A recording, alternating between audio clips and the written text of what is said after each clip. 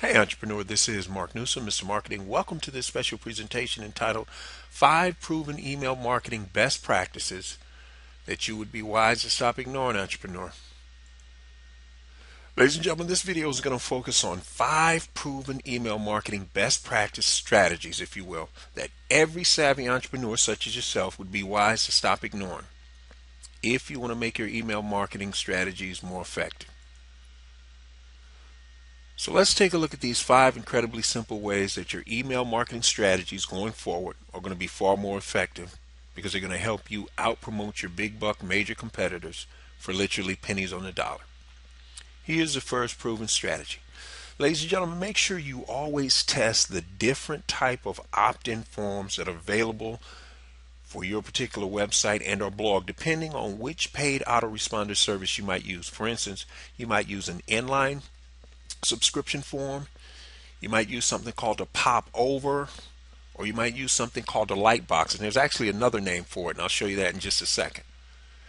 Now here's a picture of this, comes right off my blog, by the way, ladies and gentlemen. You can see my name. The software I use, it fills in your name and your email address before you even opt in. Once you come back to the site, it's just a way of trying to subtly get people to think, hey, their name's already in there, they should go ahead and sign up. But anyway, this is what's referred to as an inline opt-in form. In other words, this is embedded on your page, so no matter what, there's no way for them to get rid of it.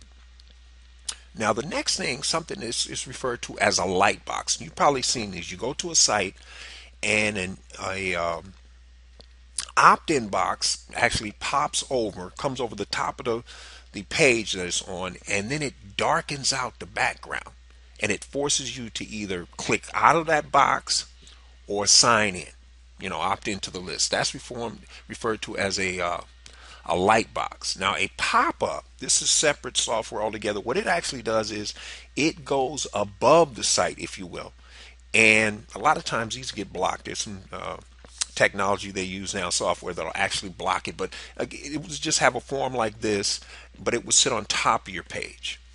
And the third one, the pop over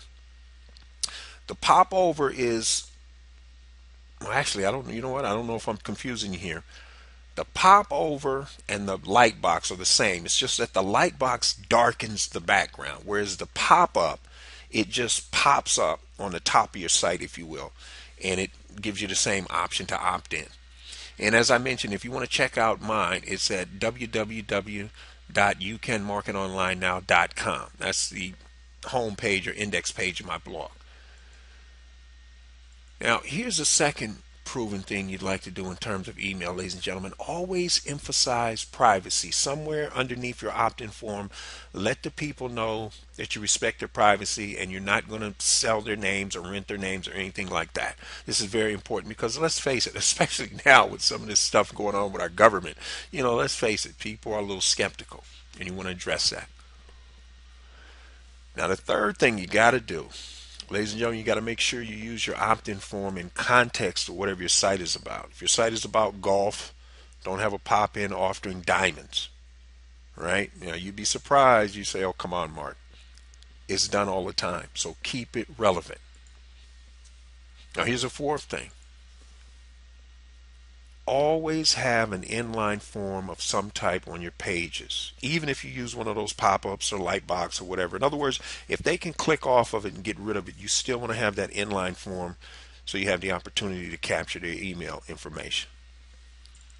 And finally, ladies and gentlemen, don't ask for more information than you need initially. If you need a phone number, get that on the other side after they've opted in, and you might actually use some sort of additional opt-in. Hey, you surprise, like you might say, put your name in the box and you qualify for a free 15-minute consultation valued at $50 or whatever. It's like that. But don't have a form, an opt-in form that's got 7 or 8 or 12 things that people need to fill out. That's just too much information, and the average web browser they're not going to be bothered with it. It's too much information. You're making them jump through too many hoops, and you're going to lose them. In fact, what you should do, don't take my word for it, test it and see for yourself, and you'll come to the same conclusion. People are very busy online, ladies and gentlemen, and your competitors aren't asking for all that information. If you're going to make people fill out all these forms, they're just going to leave, and you're going to miss out. And remember, there's a 99% chance if they come to your site for the first time and they don't know who you are, they're not coming back.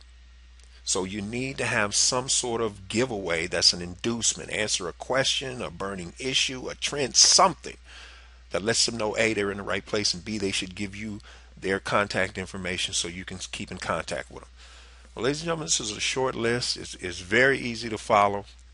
And without a doubt, these 5 best email marketing best practices can and will put you ahead of your competition.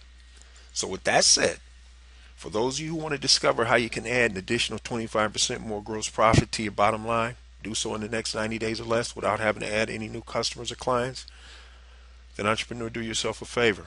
Grab that free 9-page special report. Just head over to youcanmarketonlinenow.com/sales, because that's where you get it.